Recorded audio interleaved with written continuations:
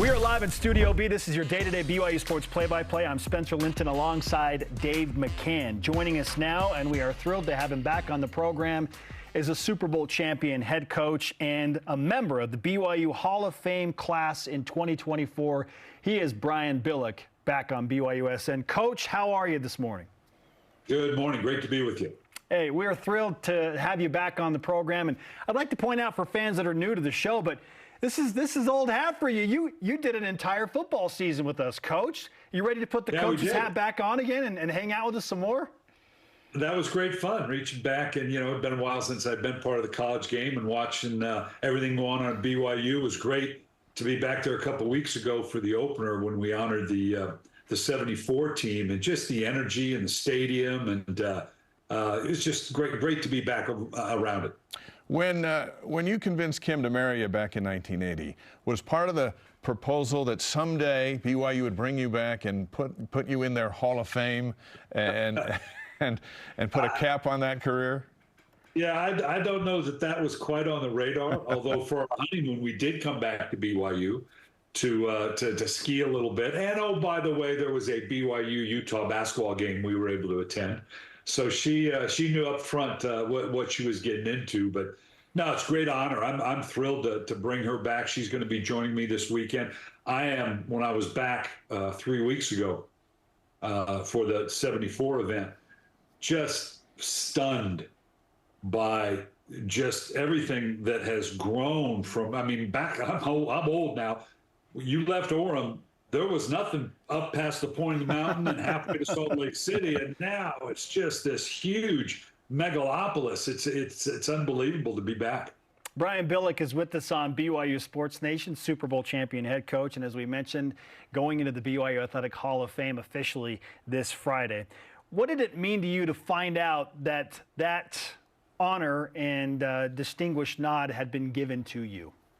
That was a special moment when Greg Vehar reached out to me and told me what they had in mind and what was going on. I don't know that I really processed it. It was like, well, no, someone's going to the Hall of Fame and you want me to be there, or what? Like, what, you want to introduce them or what? It was a great honor. It really was, and very, very much unexpected. And really applaud BYU for maintaining those types of traditions, because so important, particularly in today's college atmosphere. I mean, college football, college athletics is under attack with the business aspect of the portal and the NIL. And for BYU, it's so important to continue these traditions.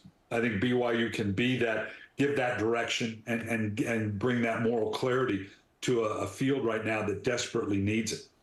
Coach, here's some other names in the Hall of Fame already. Gordon Hudson, Chris Smith, Dennis Pitta, Chad Lewis, and many, many others, all of which came after you, which makes you a pioneer. What is it about BYU and that tight end position that nobody else seemed to figure out for a while?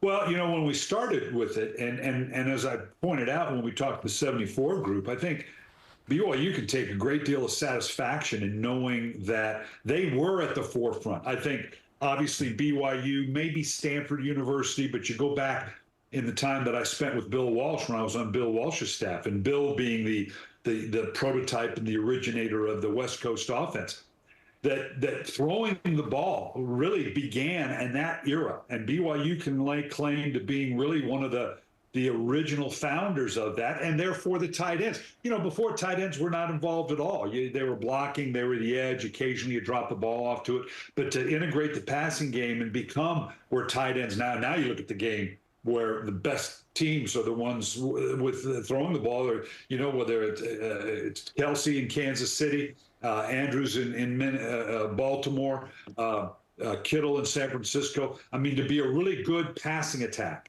particularly in the NFL, you have to have a dynamic tight end. So it's hard to think of it, you know, it was back 50 years ago, but that really was the start of this growth of the passing game, and therefore the tight ends were a part of it. So, yeah, I was a very small part of it. I really appreciate that this honor is probably a little bit more for some of the things I was able to accomplish post-career at BYU and in coaching, but had its fundamental basis in BYU from a Lavelle Edwards and the coaches that mentored me when I was there and kind of led me into the profession. Coach, I spoke with one of your good friends, Tim Halverson, recently, and he's wondering if you were to take another coaching job at any point in the future, would you hire him as your defensive backs coach at this point? Well, Tim, I keep telling him, and he's brought that up to me a number of times. I said, first, you don't want that pay cut.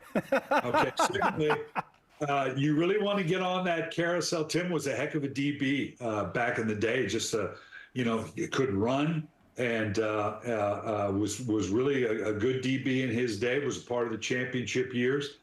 Been friends and a mentor of mine for 50 years now. And Tim is a good friend. And a big part of pulling this back together and coming back into the BYU. So really thankful for Tim, and people need to go back and look. He was quite a defensive back in his day. Coach, for a pass catcher, so much of your success has to do with who's throwing you the football. And you think back to BYU, you had Gary Scheide throwing you the ball at practice during your redshirt year, and then there was Gifford Nielsen, and then there was Mark Wilson. Who of those three threw the most catchable ball? Well, if I don't say GIF, I'm going to hear it, for the day. So I'll have to. And I will say Gifford from the standpoint if he has no arm whatsoever. So everything was so soft and easy to catch. So no, I'm just giving him a bad time. All three. Gary Scheide was, again, you talk about being at the forefront of quarterbacks that were asked to do that, throw the ball 40, 45, 50 times a game in that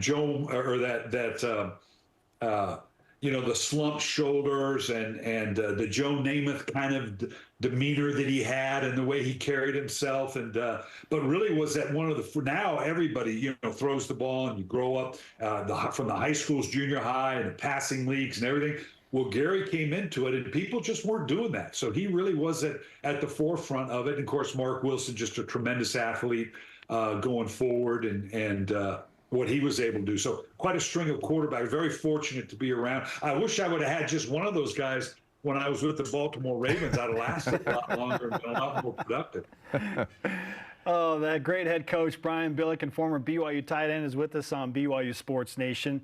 Coach, as you think about your path to becoming a head coach, and again, one that won the world championship, who are the coaching influences that had the most impact on you in your path as a coach specifically?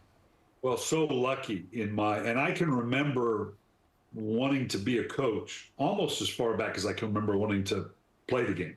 I grew up in a small town in Southern California, not small anymore, Redlands, California, where the high school coach and the small college coach were huge figures in the community.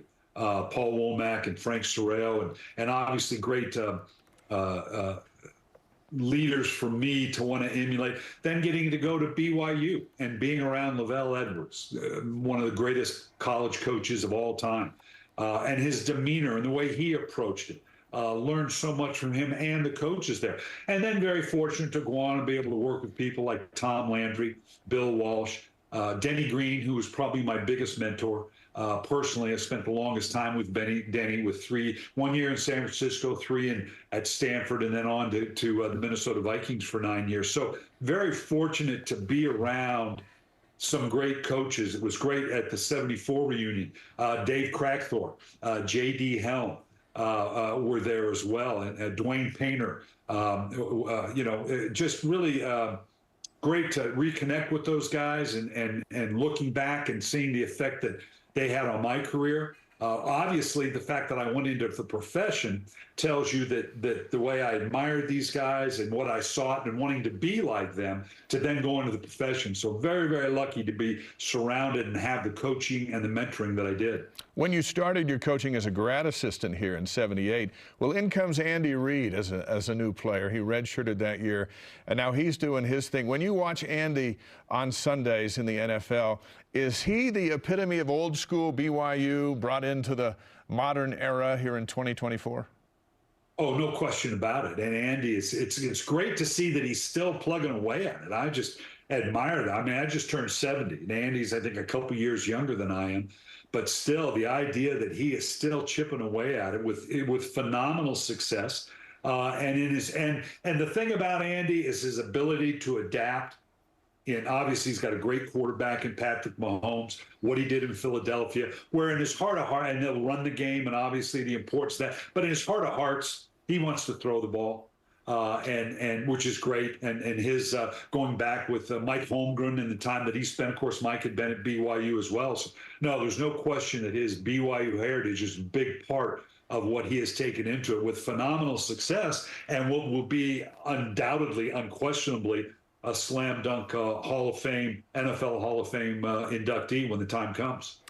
Coach, a bunch of really good NFL teams this season have started 0-2.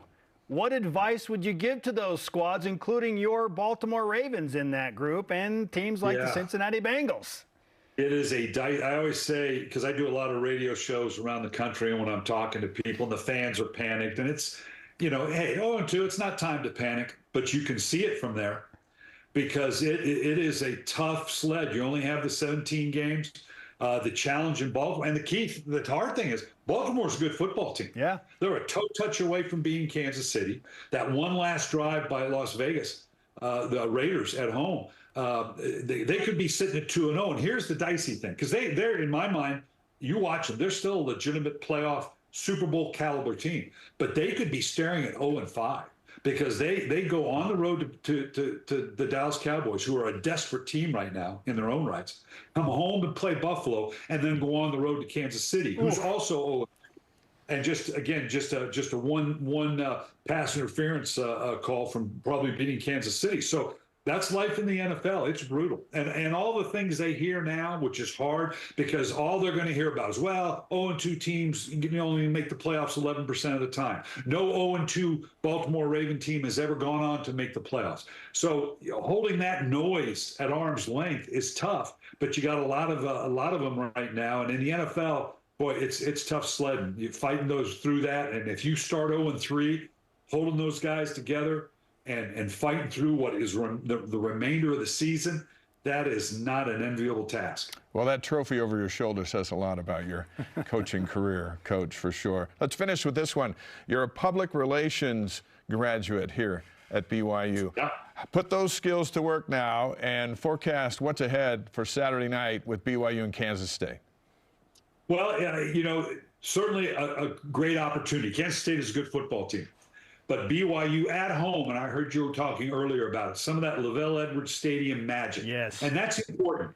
Home field, particularly in the college game, that to create that aura, to make that team that you're playing feel like they're not only playing you, but they're playing the 65,000 fans in the stadium at that altitude. You can wear, tangibly, you can wear out an opponent. And that's what's going to happen for them to beat Kansas State. Don't turn the ball over. Keep the game close, continue to make it physical, and let the circumstances of the fans, the altitude, wear them down so you can pull this thing out in the fourth quarter. And BYU is certainly capable of doing that. All right, message to our social media team. Clip that off as the winning formula and send it to everyone, including the fans. Coach, needless to say, we're thrilled to have you become a member of the BYU Athletic Hall of Fame and appreciate your time. Can't wait to see you here in Provo. We'll do it. Thank you, guys. Really enjoyed it. You got it. The great Brian Billick on BYU Sports Nation. It'll be a great weekend ahead. Friday night with the induction of that group, and then the game Saturday, and it'll be good to have him. And hopefully he'll pop by our game day set and, set the tone for a wild night.